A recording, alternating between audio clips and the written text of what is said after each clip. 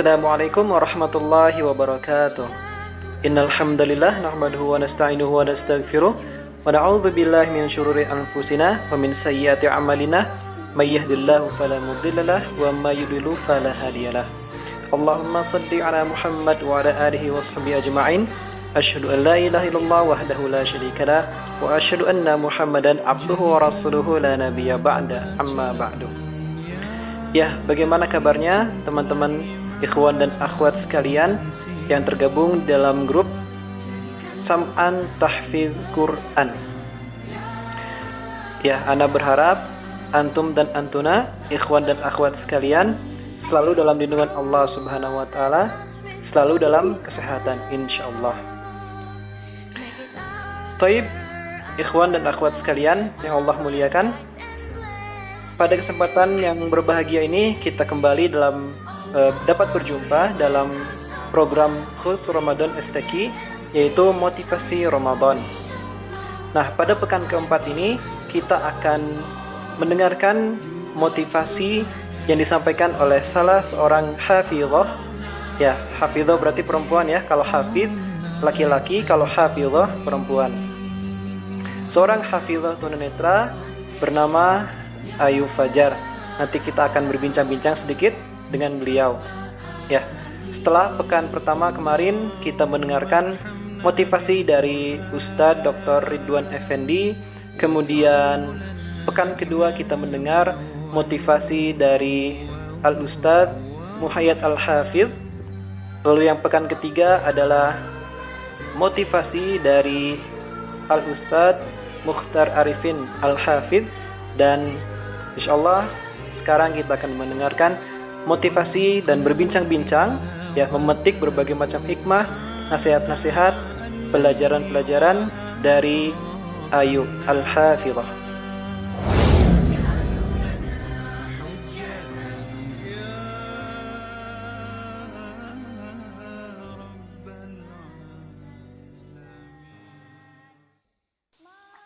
Taib, di sini saya sudah tersambung ya kepada Mbak Ayu. Oke, kita coba sapa dulu. Assalamualaikum warahmatullahi wabarakatuh. Ayu. Waalaikumsalam warahmatullahi wabarakatuh. Alhamdulillahirabbil alamin. Ya, gimana kabarnya Ayu? Alhamdulillah sehat. Alhamdulillah. Oke, ini dari logat-logat bicaranya kayaknya Ayu orang Jawa ya? Iya, dari Jawa Timur, dari kota Kediri. Masya Allah, dari kota Kediri ya. Ini jauh sekali ini, lumayan ya. Kalau saya sendiri sih dari kota Bandung. Ya, Jawa Barat ya berarti. Ya, betul Ayu. Oke, sekarang gimana nih aktivitas Ayu akhir-akhir ini?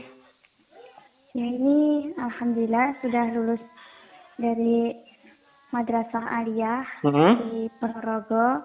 Ini rencana, ya mohon doanya kepada semuanya, itu mudah-mudahan bisa tercapai. Ini rencana akan kuliah di IAIN Kediri, jurusan Ilmu Al-Quran dan Tafsir, Fakultas Dakwah dan Usuluddin. Oh, mau ngambil tafsir ya? Masya Allah. Iya. Oh, kalau gitu sama dengan saya juga. Dulu saya pas masih S1 itu juga ngambil jurusan tafsir di UIN Bandung. Iya. Nah, Ayu ini ya tafsir juga, alhamdulillah. Iya. Nah, ini dengar-dengar Ayu udah beres ya hafalannya 30 juz. Alhamdulillah sudah. Nah, dari usia berapa itu Ayu? Mulai menghafal umur 2,5 tahun. 2,5 tahun? Iya. Terus, alhamdulillah khotam itu umur 12 tahun. Usia 12 tahun sudah beres ya? Ya, alhamdulillah. Nah, itu selama menghafal dari usia 2,5 tahun sampai 12 tahun, itu dibimbing oleh siapa? Guru atau oleh orang tua atau siapa nih Ayu? Awalnya itu umur 2,5 tahun sampai umur 3,5 tahun itu sama ibu. Jadi dibimbing mulai dari juz 30 dari surat Al-Fatihah. Itu plus artinya, plus maknanya. Tapi seiring berjalannya waktu, karena ibu sibuk bekerja, akhirnya umur 3,5 tahun itu untuk belajar Al-Quran diambil alih sama nenek. Akan tetapi nenek tidak melanjutkan juz 30, melainkan langsung ke juz 1 dengan persyaratan menghafal, dengan persyaratan menghafal Al-Fatihah. Jadi nggak hanya lafal ayatnya, tapi harus dihafal beserta nama surat, nomor surat beserta nomor ayatnya. Masya Allah.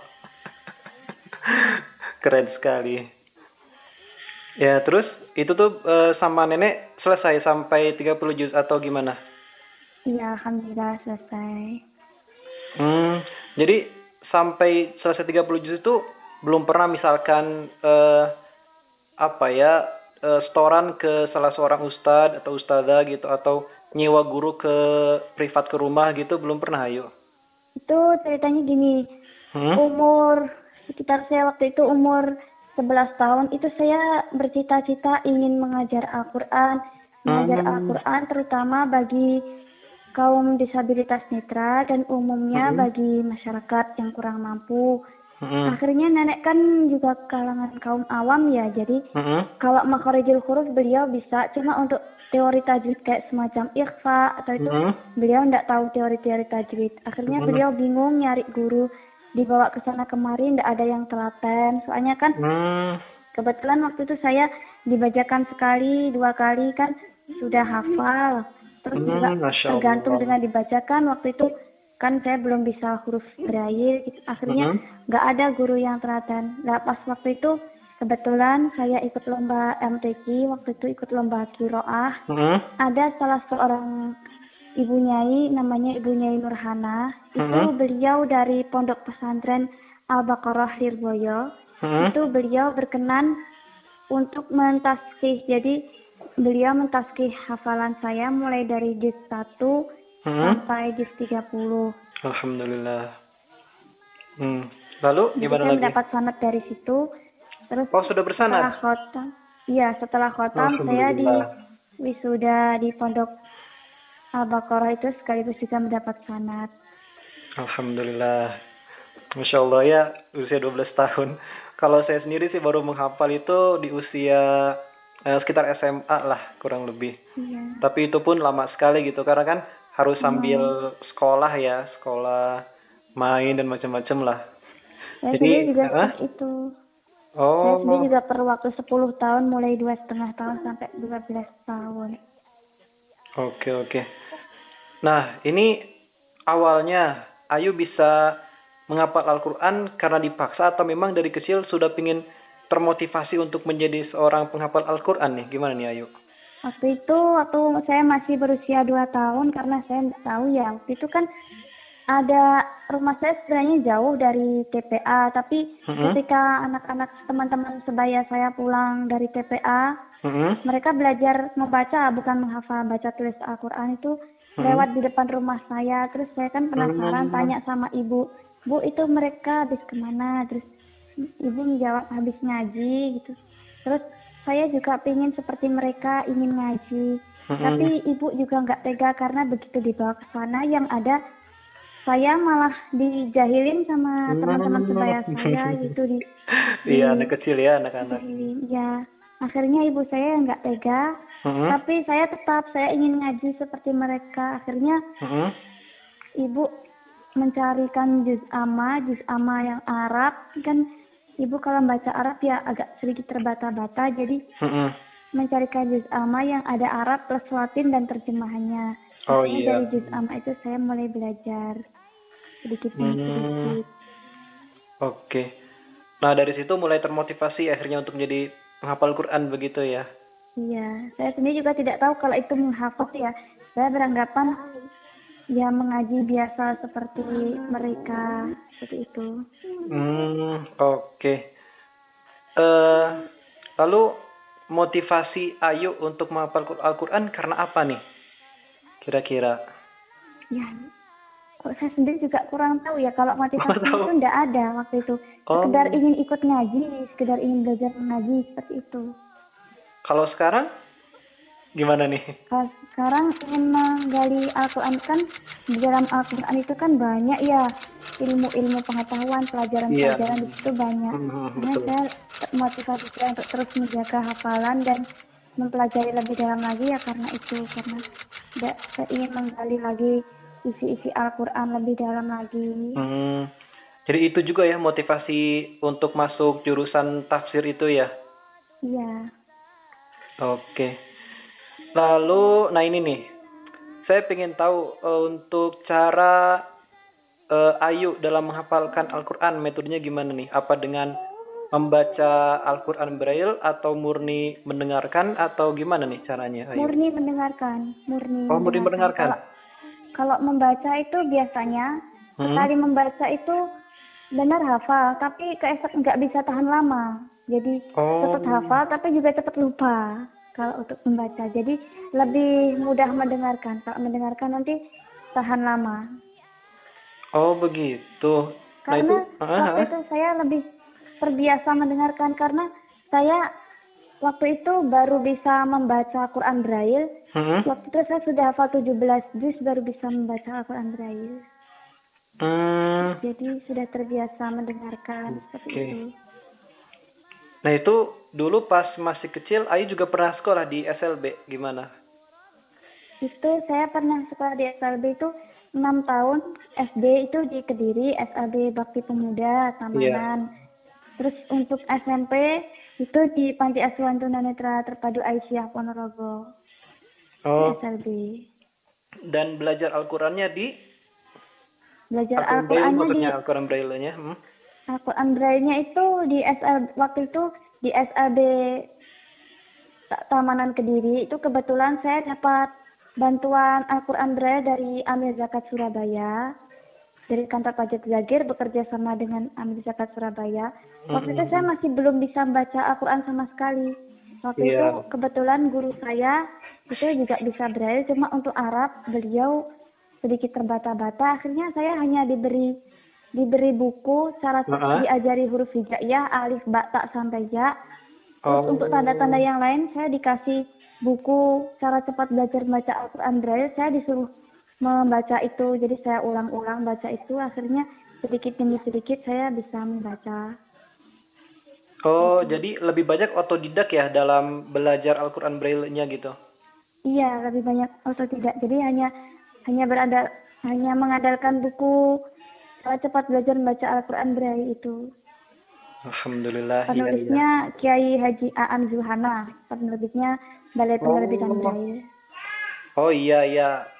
Saya juga pernah mendengar beliau, Ustadz Aan Zuhana. Memang beliau seorang aktivis organisasi Islam. Beliau juga kan sesepuh dari kalau istilahnya sesepuh lah ya, atau orang tuanya organisasi Ikatan Tunanetra Muslim Indonesia begitu. Memang beliau seorang yang luar biasa begitu. Alhamdulillah. Iya. Terus saya juga pengen tahu nih, Ayu kan seorang totally blind ya, betul? Atau low vision? Saya total sejak lahir. Nah itu apa nih kendala Ayu sebagai seorang tunanetra yang total gitu ya ketika menghafalkan Al-Quran? Ada kendala nggak selama menghafal? Kalau kendala itu waktu itu untuk murojaah ya, ya kalau sekarang alhamdulillah sudah tidak ya, seiring banyaknya ada murotal ada Al-Quran Braille. Kalau dulu itu kendalanya waktu menambah ayat. Dulu itu saya sangat tergantung sekali pada nenek. Jadi kalau misalnya nenek sakit itu ya saya otomatis nggak nambah ayatnya.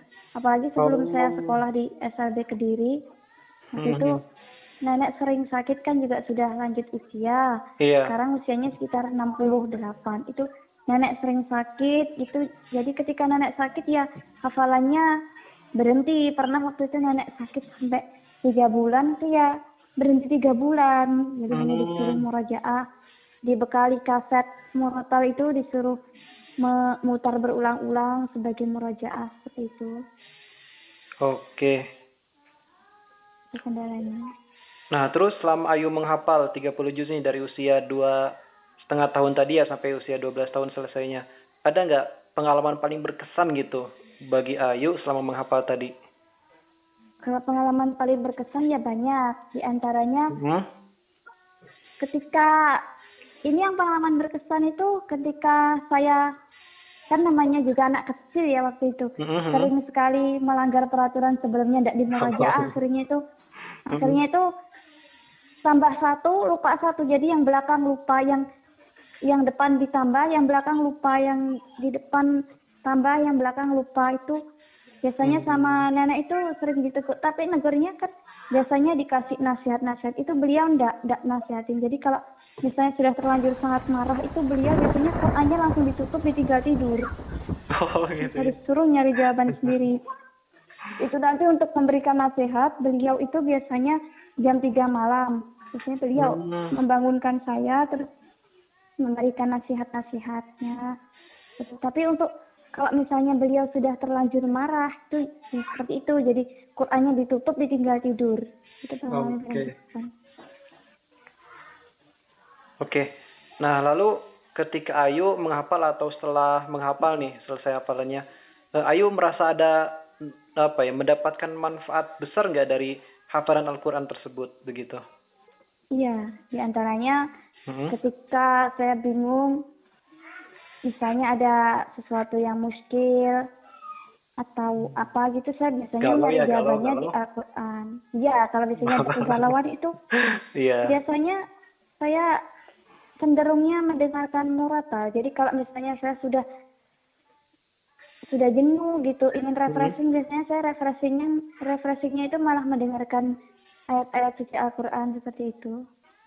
Setelah mendengarkan murotal itu langsung tenang kembali begitu ya? Iya.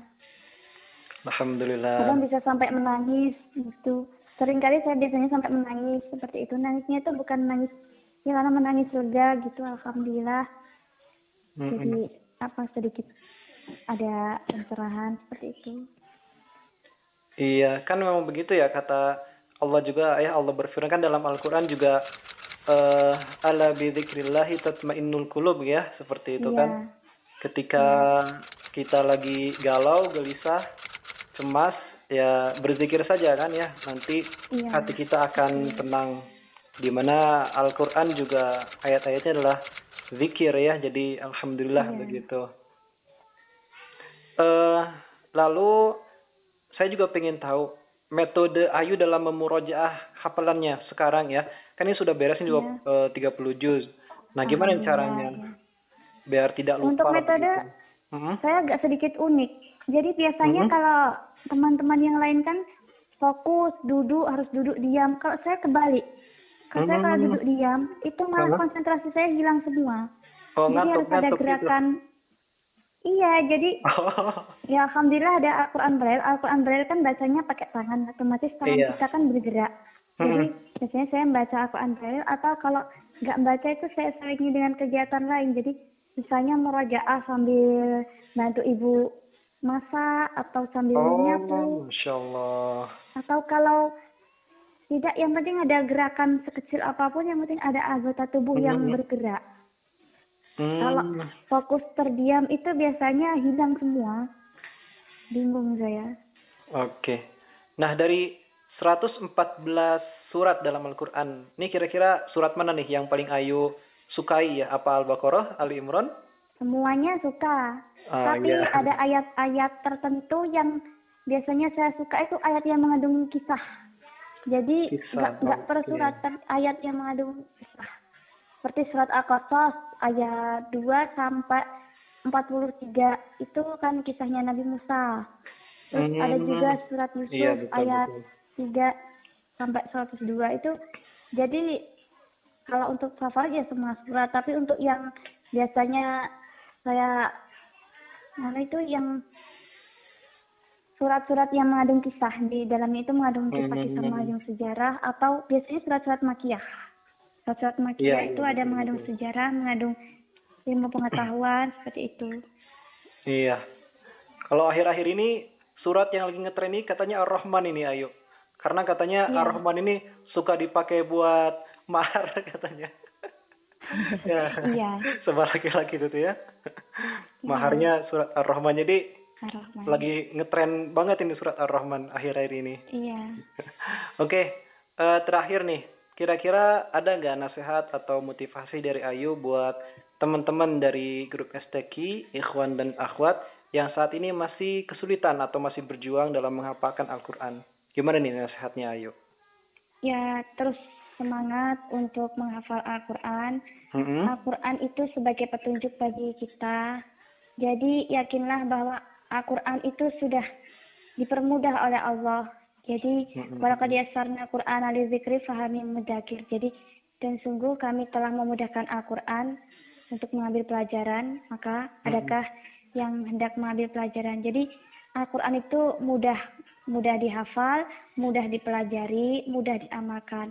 Jadi tetaplah semangat untuk terus menghafal, mempelajari, dan mengamalkan Al-Quran. Alhamdulillah. Naam, alhamdulillahirrahmanirrahim. Tadi demikianlah sahabat-sahabat sekalian, ikhwan dan akhwat grup STQ yang Allah muliakan. Tadi kita sudah mendengarkan motivasi, pemaparan, penjelasan yang disampaikan oleh salah seorang saudari kita, Ayu Fajar. Semoga apa yang disampaikan oleh beliau bermanfaat bagi kita semua dan juga dapat memotivasi kita untuk lebih giat lagi dalam menghafalkan Al-Quran. Oke Ayu, terima kasih untuk waktunya. Jazakillahu khairan katsiran. Ya, semoga sukses selalu dan juga semoga semua cita-citanya Allah kabulkan. Ya, demikian. Aku qouli hadza wa astaghfirullah li wa lakum. Assalamualaikum warahmatullahi wabarakatuh.